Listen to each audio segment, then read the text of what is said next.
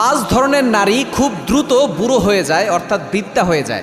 তাদের বয়স অল্প থাকে, কিন্তু দেখা যাচ্ছে যে আস্তে আস্তে তাদের চেহারার ভিতরে বয়সের ছাপ পড়ে যায়। এমন কিছু কাজ রয়েছে, এই কাজ থেকে আমাদেরকে দূরে সরে আসতে হবে। নাম্বার ওয়ান, এক নাম্বার হচ্ছে যারা অল্পতে রেগে যায়। কিছু নারী আছে দেখবেন অল্পতে রেগে যাচ্ছে। এই রাগী মেয়েরা, ম্যাক্সিমাম মেয়েদের ভিতরে একটা বদ অভ্যাস হচ্ছে রাগ অনেক বেশি, এটাও কিন্তু বদ অভ্যাস। কারণ নবী সাল্লাল্লাহু আলাইহি ওয়াসাল্লাম জানিয়ে দিয়েছেন রাগটা শয়তানের পক্ষ থেকে আসে। এই জন্য যখনই রাগ আসবে তখন আউযু বিল্লাহি মিনাশ শাইতানির রাজিম পড়ার নিয়ম। নবী সাল্লাল্লাহু আলাইহি ওয়াসাল্লাম জানিয়ে দিয়েছেন যখন তোমাদের বেশি রাগ আসবে তখন তোমরা আউযু বিল্লাহি মিনাশ শাইতানির রাজিম পড়বে, কারণ রাগটা শয়তানের পক্ষ থেকে আসে।